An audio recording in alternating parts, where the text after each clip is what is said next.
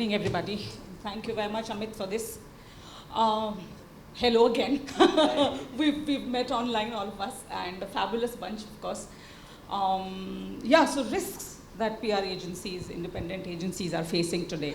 And I was stalking my panelists last week, and I saw Evoc's website and rightly quoted Bob Dylan.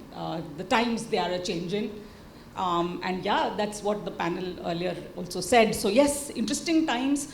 All of us are excited to be in this industry, and of course, the room is full, therefore we all see an opportunity to be a part of the industry, and we still feel, we can make a mark in the industry, whether it is about making money or doing great work, either ways. So that being said, challenging times, of course. I mean, I was talking to somebody from leading creative agency, and the gentleman basically said that AI has already impacted almost 7 to 10% of their business this year. And this is one of the top 3 agencies globally. So if you look at that, in public relations also, not only technology, but of course we have other challenges as well, which we will discuss. But just wanted to put a little context. The financial part, all of us know. We've seen those challenges and we're still facing that. Apart from that, another thing is the client expectations, right, today. Yes, agree that coverage mangi hai, coverage de denge, and that we anyway do. I think we've kind of, we can do it in our dreams now, so that's taken care of. But over and above that, people have started expecting a little more. Give me integration, give me digital thoughts, give me creative ideas, and they don't pay us for that, but the expectations are there. Earlier when we started, when we were faxing press releases to journalists and asking, sir, release mil gayi hai ki nahi, I think life was much more easy. Now communications is complicated, layered, and I guess sometimes we're playing roles of not only psychologists, but creative agencies, digital agencies, and public relations, of course, planners and whatnot. So in that context, panelists, thank you for joining me here. And should we begin with the financial aspect? Because I guess we'll quickly tackle that, and then we'll get to the talent and, the client delivery, competition, and then, of course, technology, which is impacting us all. So should we begin with Shailesh, my fellow Ahmedabadi? Shailesh, should we begin with the financial aspect, and then, of course, everybody can pull in their thoughts. What was the biggest financial risk that you took and the challenge that you actually faced when we started the agency? Not only in terms of getting the seed funding, what you need is a computer and whatnot initially, but over and above that, talent and client acquisition and everything else. So do you want to share your journey with us, please? So the biggest fear, the financial risk was no salary for myself. Okay. That's where we began when we started actually. In fact, we started in the adversities of earthquake and the communal rights and all. So it was a little prolonged actually. But then there was no looking back. So the amount of financial risk is always how much you would invest in yourself, how much you would invest in the agency, flowing back into the agency to make it happen, make it grow. Okay. So for a long period, we continuously spent on the people we hired, even if the fact we know that typically those who know Gujaratis, there is entrepreneurship in the DNAs. So every third person after second year will go out and start his own thing. But then at some point of time I came to the, okay, this is the trend, it is going to happen. So either you lose it or you will be out of business. So we make peace with ourselves that, okay, it is going to happen, and how long you can. But the biggest financial risk is the kind of retainers we are able to attract or we are able to charge, which has seen slow and steady growth. But the period has been a little longer actually than compared to probably metros who are able to do. So the wafer thin margins for the agency to survive and grow actually. Yeah. And we understood the game a little later, and then we thought, okay, we had to increase the horizontally, actually. And we started doing more things, actually. So when you ask for the risk, the biggest risk thing is doing what you are doing, actually. If you continue to do the same thing, risky. yes, it is still, no, it's risky if you continue to do what you are doing, and if you do only that thing. So we started adding more wings, and it started giving us average income and average revenue going up, actually. So today, if somebody says PR, oh yeah, we do PR also. We are at that stage. But it took us every 5 years we had to add new verticals in order to survive and then see some kind of growth, actually. Thank you, Shailesh. Srishty, you want to go next? Everybody knows you, right? All our team members and us use your help every now and then, or maybe every day. So you have that access already with people. So still, financially, so when you were setting up OneSource, apart from the resource bank that you are, the service aspect, you want to talk about that a little? Yes, thank you for that validation. Much needed before I start talking. I think personally, we started in 2018-ish.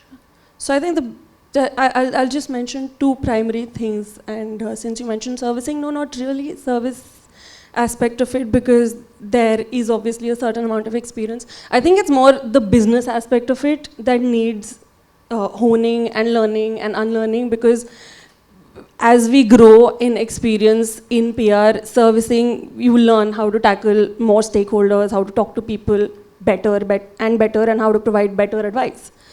But I think the biggest financial risk that we took was the funding. We were completely bootstrapped, but a very small amount of money, 2 lakhs, from family. And with family, there are always strings attached, right? So I think that's personally what happened. We spared no time in returning that very, very fast, earlier than we had promised. Like a study loan, yeah? And I think 1.5 years down, while we were still figuring out what we were doing, in which direction we were going, COVID happened. So I don't think there was a financial risk bigger than that, because I personally know that I was constantly anxious 24/7, wondering, will we even get out of this, because we are only 1.5 years old.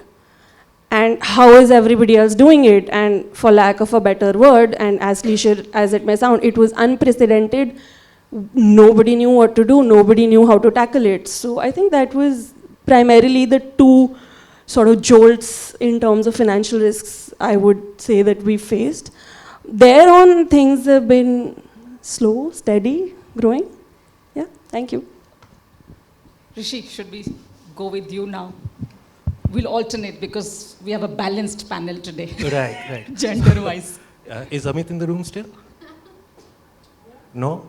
So I just wanted to congratulate him for putting RSS on the panel with an extra S. Yeah, so to come back to the financial risks, I think Shailesh has pointed out about the wafer-thin margins. And I think Vineet earlier mentioned about the retainer amount still sticking to what they used to be 10, 15 years ago. And I think those are the problems that are universal for all agencies, not just independent. They are applicable to the network agencies also, and as applicable to a large agency, to a smaller agency. But specifically for my agency, if I ever have to look at it, I think the financial risks or challenges, I think they come at 3 stages. One is, of course, access to capital. So I think most of us, are kind of bootstrapped, or we have family and friends who have pulled in the resources. And what Shailesh also said, that in the early years, we have to sacrifice some of our salaries, or just delay getting those salaries, especially at those levels. Some of us, like for example, I used to work earlier, and that takes a little while to get to that level. That's a risk, and of course that's the part of the being an entrepreneur or a founder. Once you have reached that scale, I think the next, it's not so much a risk, it's more of a challenge in finding enough capital to invest. And invest in what? Invest in good talent, invest in technology and other resources. I think Nandita mentioned about investing in a state-of-the-art platform. So those are the choices that financially become a little bit of a challenge for, particularly for smaller firms. Because we don't have access to external capital, and again, I think that would be more or less universal for a lot of even network firms, because I assume they don't normally get capital inflows from their global parent companies or counterparts.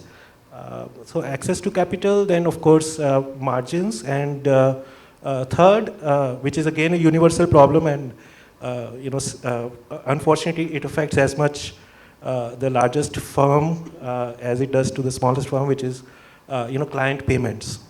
So that is again a universal problem for the industry, not so much, not necessarily for smaller firms, but it affects everybody. Thank you, Rishi. Sanya, before you begin answering the financial risk part, I read in your profile that you first set up an all-women team, right? So you did that because of financial reasons, or just because PR agencies happen to have a lot of women? Yeah, the second one. Hello. Yeah, the second one probably it's purely by coincidence that we were all women's team for good, I think, 6 years,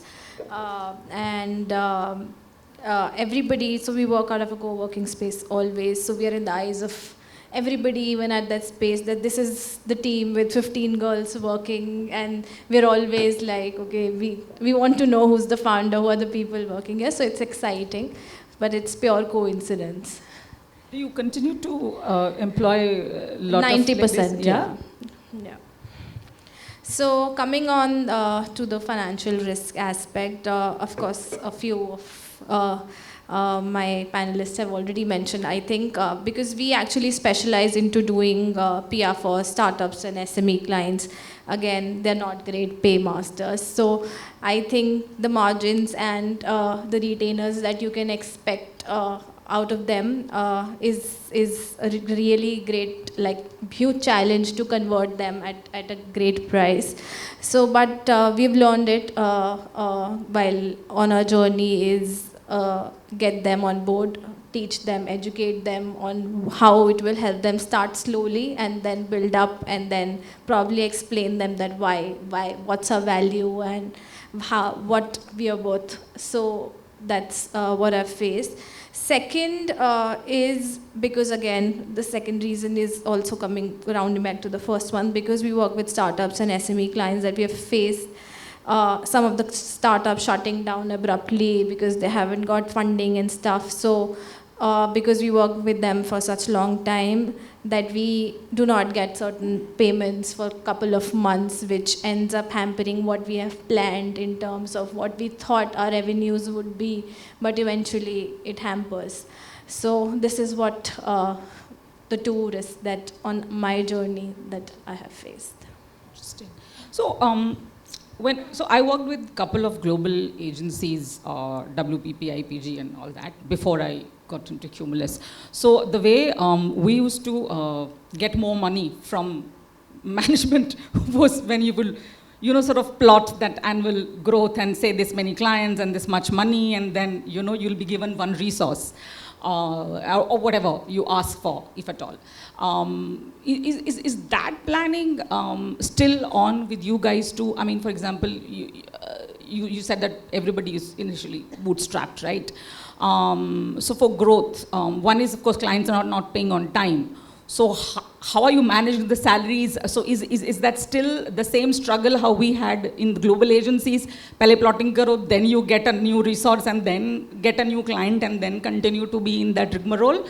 Or have you been able to crack it? Should we go with you, Srishty? Yes, thank you. I think the client payment issues, I'll be very honest, that's not something we've faced, because 95% of our payments come on time. In fact, we have an internal joke, हम ICICI के collections वालों से भी ज़्यादा खराब हैं. So वो situation हो जाता है. Therefore we try to keep everything very tight, because when the quality of work is the way we ideally want to and do deliver, then the expectation is bhai paise time pe do. So no, I don't think that's something personally we have faced. And like I said, when you keep a keen eye on finances, continuously sort of have visibility, managing it, and like you said, plotting. I think planning is obviously the foundation of anything and everything.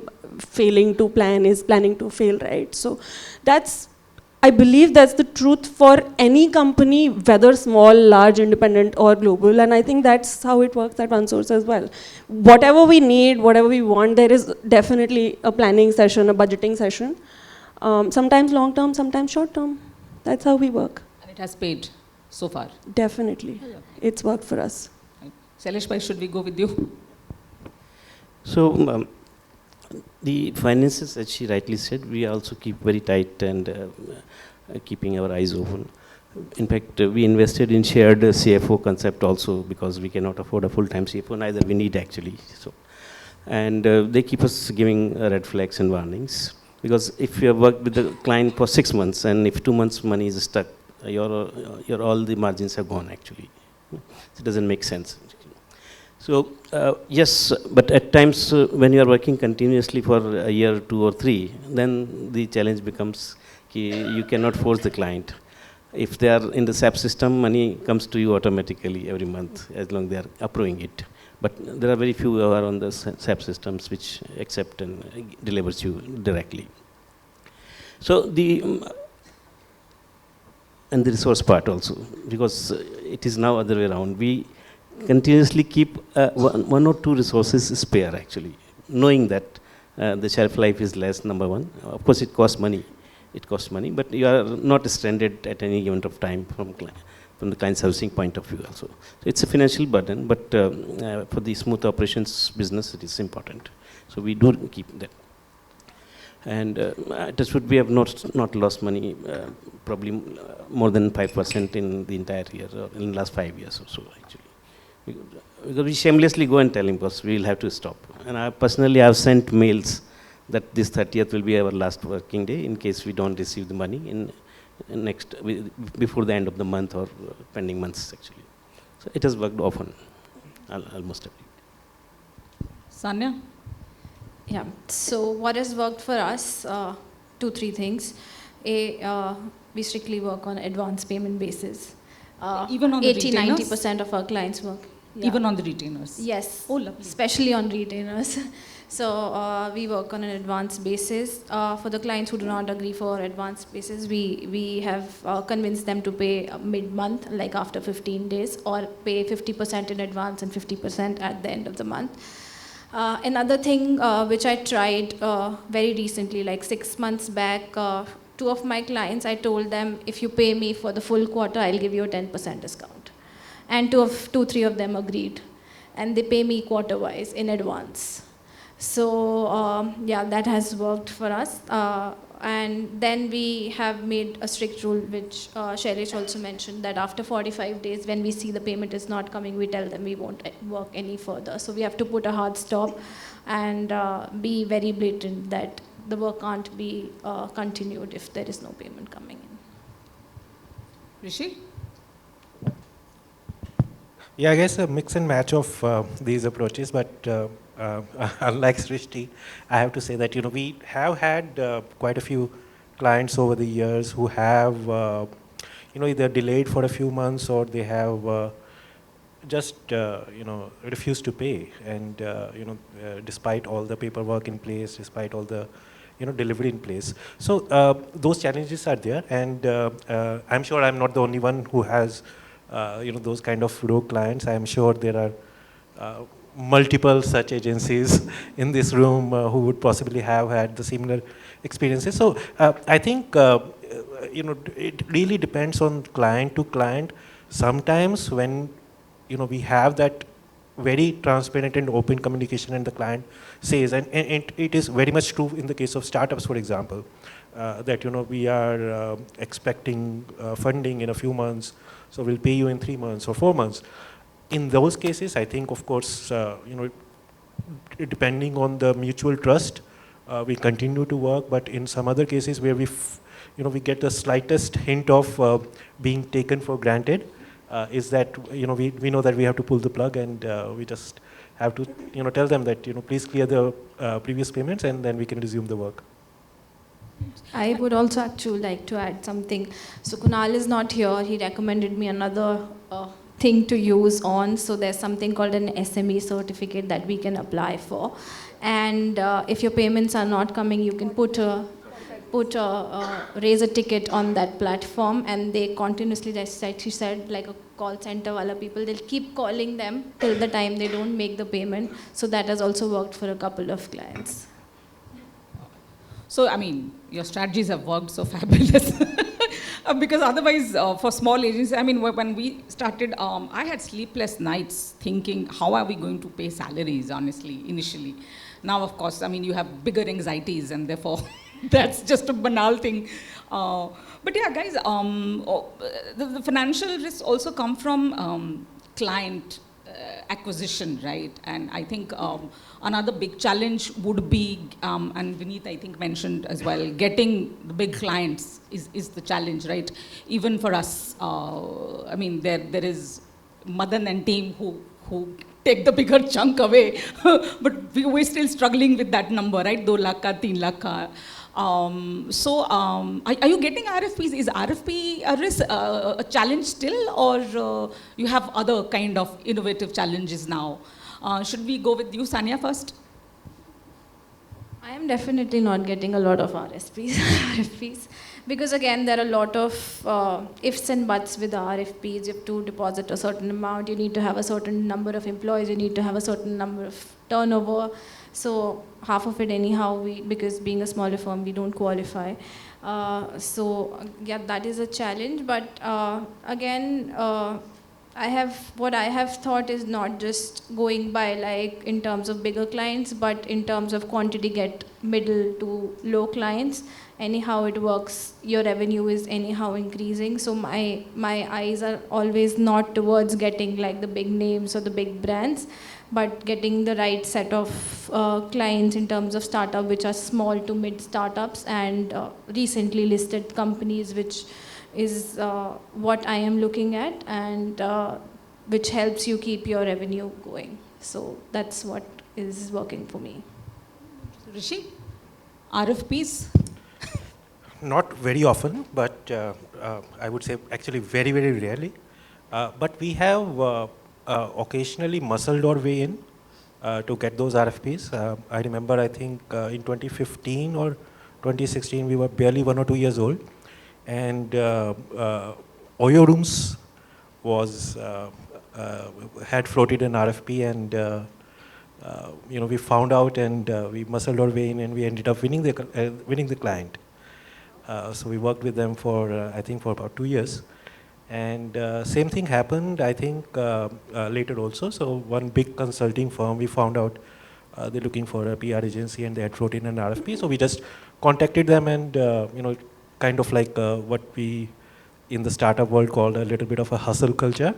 So just making your way in to the larger clients. But yes, broadly, I think now this is a question which actually puts independent firms against the network firms very, very nicely, because the network firms always have the advantage of getting client leads from their parent companies from the US.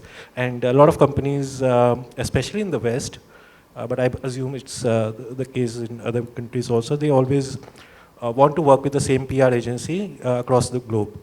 So that is a big advantage that network firms have, which we independent firms don't have.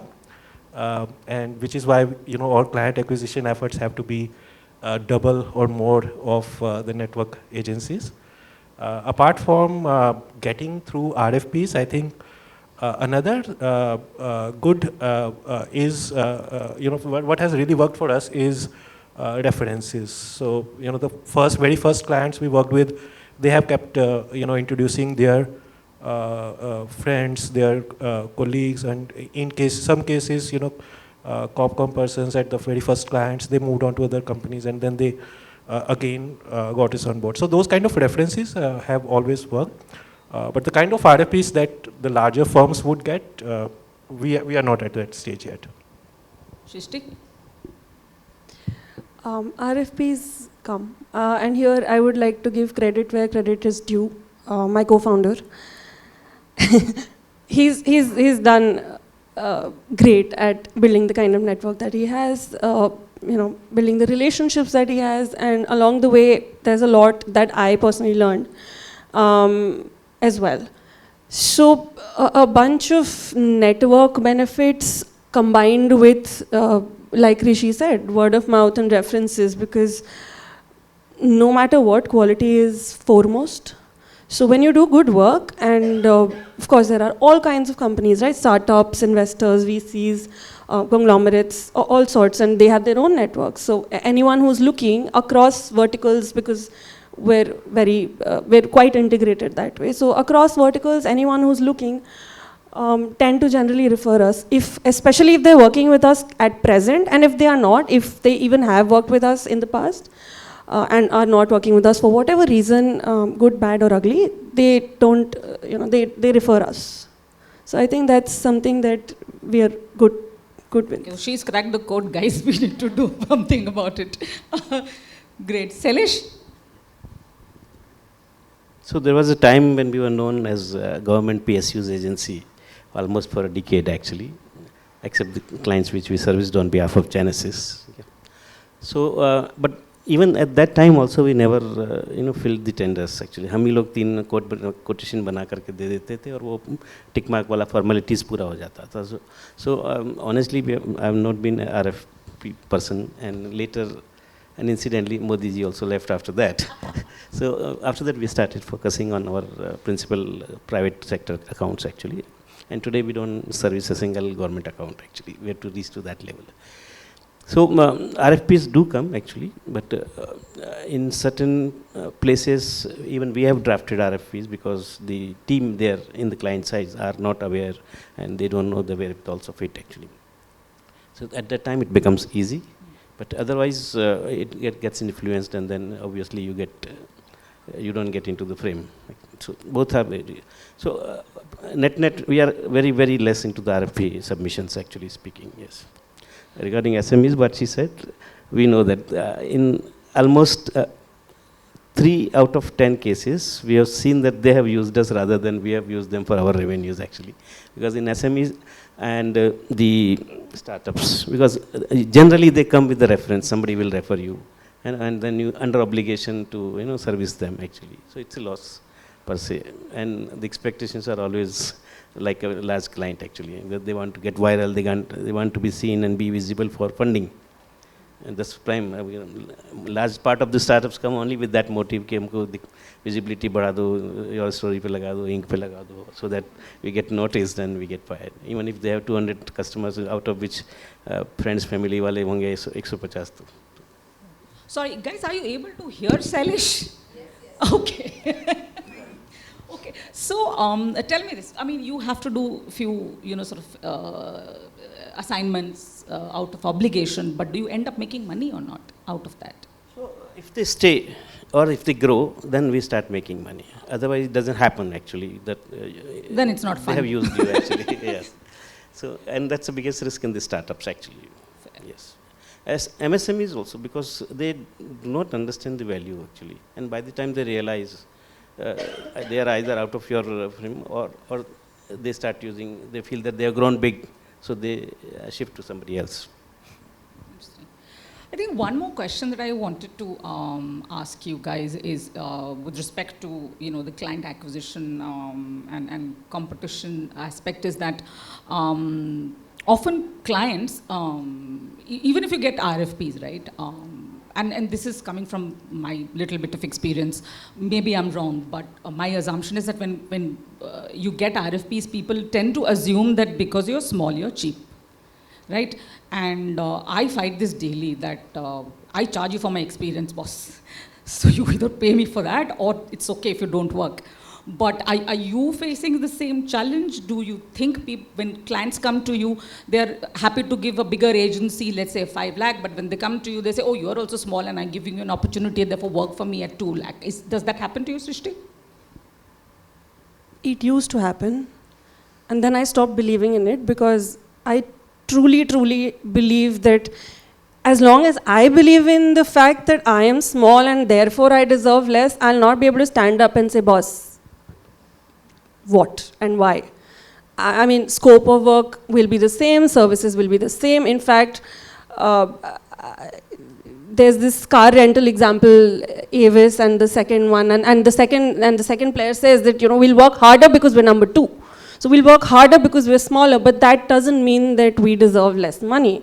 So yes, it used to happen, but like I said, the moment I stopped believing and at the moment we stopped believing is the moment we stopped standing for it, and is also incidentally the moment it stopped happening. So I could say we probably manifested it. Yeah, I was about to say, okay, Polo Colo, somewhere. I truly believe that, but I think it really does wonders. It really does wonders when you start believing your own worth. It's all about self-worth and self-awareness. I think that's really something that works for us, and I think that's really something that works even for people in my team. So that's how it works for us.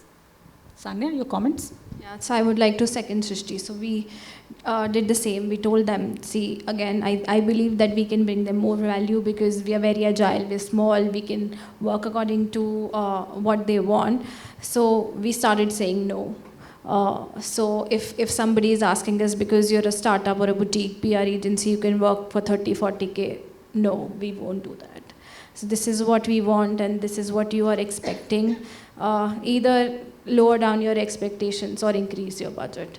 So we have said no to a lot of business. Trust me, it is difficult. It is difficult to say no to business, but we have, because we don't want to lower down on what retainer we think is fair enough. I honestly don't care about if they can go to big leagues and they're asking 5, 10, whatever. But I believe what value I think I am worth and what I have quoted, and this is what I want, I truly deserve that.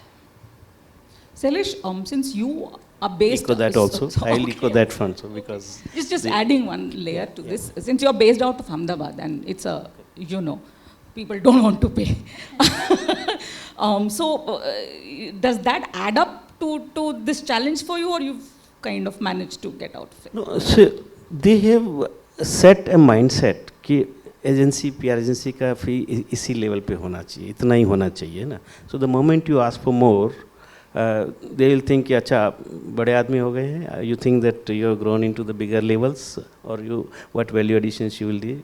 So it becomes difficult for them, for us to justify the amount of resources we have to put in, amount of delivery they are expecting, and we actually mean to deliver. Therefore, we deserve that kind of money actually. But yes, there is a definite challenge in that front also. Yeah. Rishi? I actually have a slightly different opinion about it. So when you say that a larger agency would, possibly charge 5 lakhs and the client offers you 2 lakhs. So, I have a, slightly mathematical / accounting approach to it, that a larger agency is charging 5 lakhs. If I charge 5 lakhs, then my profitability or margin is going to be, probably 2 or 3 times of the larger agency. The MBA. Because my overheads are much smaller. I don't have, fancy offices, and this is equally, in fact, even more true for us independent firms versus the network firms who also have to show profitability to their parent companies. So, luckily we don't have that problem. So, I never take it as a question of my self-worth or anything. I just look at the hard numbers. If a 2 lakh retainer is making me decent margins, and those margins, what do I qualify as a decent margin is entirely the job of the the founder or the owner, and in the case of a network agency, this is the job of the the global team. But for us, if the margins, it could be 40%, 50%, 30%, whatever the margins you are okay with. If the margins are being met, I'm happy to pick up work for 2 lakhs, vis-a-vis the same work had been done by a network agency or a large independent agency for 5 or 6 lakhs. I'm not going to, say that pay me as much as you paid, a global firm or a large independent firm. If the numbers are making sense for me, I'm completely happy. Fabulous.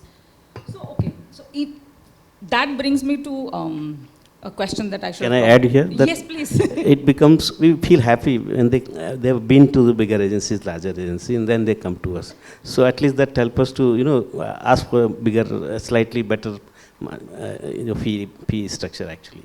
Because the bigger agencies have already trained them, I would say.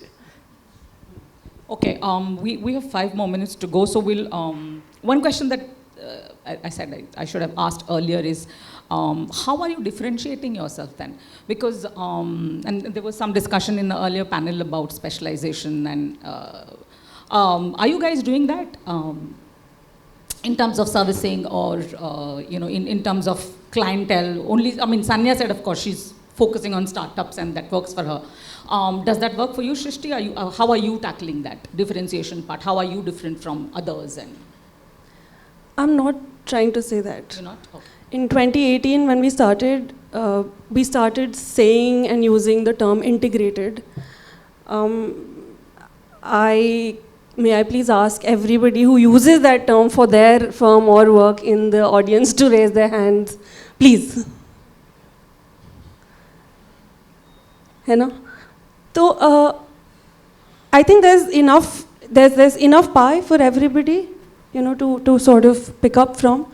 So no, we don't. There's this whole concept of the race or the rat race or whatever, call it what you will, is not something that personally I understand.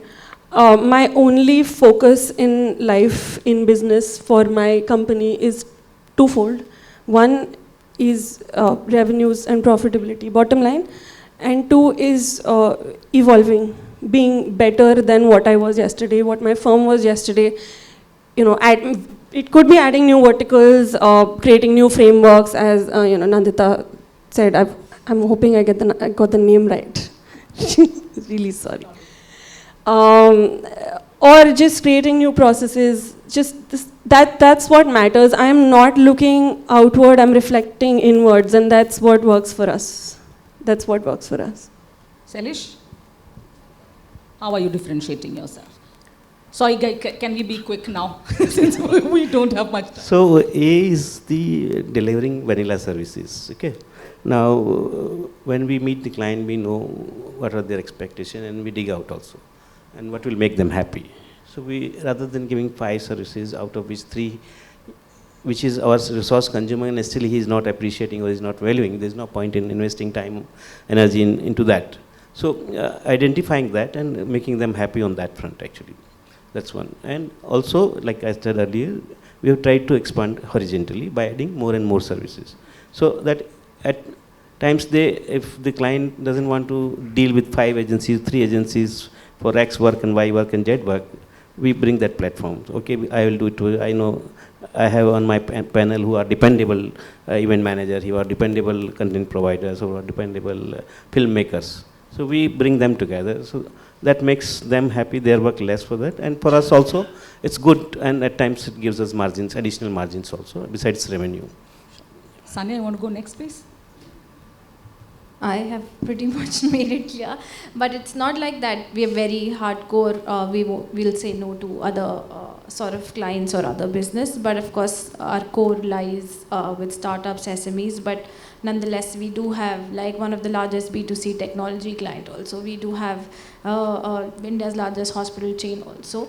Again, I love passionate about startups and SMEs, but nonetheless we do other also. So again, we have a specialization, but open for others also. Rishi? Yeah, so I think differentiation and what the previous panel was talking about, innovation. So I think those are both things which go hand in hand and keep on evolving as as the industry matures or progresses, and also you as an organization change. And of course the times change. Like Srishty gave a beautiful example, and when we started, the mobile or the digital communications was just about taking off, and literally everybody else was not thinking of it as a future of PR, and we saw that opportunity. That's how we differentiated. But now, if I tell people that we specialize in digital PR, that's not going to be, that's not going to go very far. So, as of now, what we are trying to do in terms of differentiation is, what is possibly not going to be the case 3 or 4 years down the line when the rest of the industry has also caught on, and that's how it keeps changing. But today, what we are trying to do with a lot of our clients is to go beyond communications and actually solve their larger marketing problems. And as we all know, marketing is more than communication. So it's sometimes designing the product, sometimes designing the pricing strategy. So we are doing some of those things with some of the smaller clients, startup clients, which are more amenable to hearing marketing strategy from a PR firm and not from the likes of BCG or McKinsey. So that's the differentiation as of now. It might change in a few years again. Thank you very much. Sorry, will you allow us 1 more minute? We couldn't touch upon the tech part, and AI has already been discussed, and Vineet said, somebody said it's important, it's not evil. Vineet said it could be evil. Are you facing that? Because I agree with Vineet somewhere, because now I have to actually introduce human errors into the content that my team creates, because it's too sanitized, and you know it. So I mean, that's like a very banal, basic usage of an OpenAI service or a Google or whatever. But apart from that, what do you guys have? Any challenges that you foresee, and are you using technology for success, for example? This, if quickly I can get your comments, and then we'll not spend too much time on the closure part. So I think again here I would like to quote Nandita, because she said something really it's a different perspective, that technology is an enabler. So yes, we're using technology. It matters what you're using it for, how you're using it, and towards what end. So yes, of course, if you give a 22-year-old a chat GPT and say, bhai likh do content, they're going to just get it out and say, okay, here is the content. I think it's upon the people, us to sort of tell them, train them, teach them better. So yes, we're using technology. Like I said, I think it's about how and to what end do we use it. As long as that's clear, I don't foresee any challenges per se. Shailesh? So there is nothing to fear about it. We are very transparent and honest about it. Actually, we just tell them कि बस आपका purpose क्या है. और अगर ChatGPT से content generate करके दे रहे हैं तो आपको do you have any issue? Because your purpose is served. It's not, you are not going to write a thesis which is asking for, the plagiarism score of 95% or so. So they are happy. And same thing is happening in the image generation also. The thing is, as long as their purpose, immediate purpose is served, they are happy with that actually. And we are telling them it's generated out of the artificial intelligence. So it's okay. Sanya, you want to go next?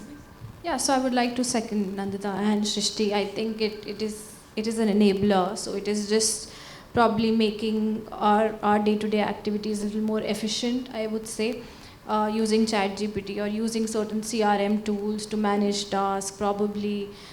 So I think it's bringing on some efficiency in our traditional day-to-day course. So I think that's what we've been using. Honestly, not much, but this is what we have been up to.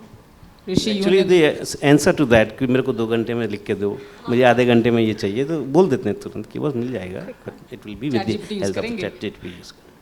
Yeah. So Rishi, what is your hatke opinion? No. So we are fortunate to work with a lot of AI startups, people who are doing actual good work in AI. And as part of our job, what I have learned is, so as per McKinsey, it's completely McKinsey to blame, not me. But what they are saying is by 2025 or 2026 is when generative AI is supposed to reach human level performance. Singularity. So not singularity, human level performance.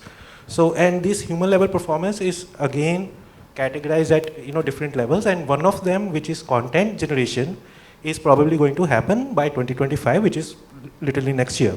Or we could give 1 or 2 years. So with profound worry, I have to say that I have friends in this room who are doing content work, and I have all my life I have called myself a content person first. I've been a journalist at the beginning of my career, but content job, content creation part of PR or any kind of communications is actually going to be automated in 2 years. So that is going. We have to prepare for that world. If we don't prepare it, it's going to hit us like a tsunami.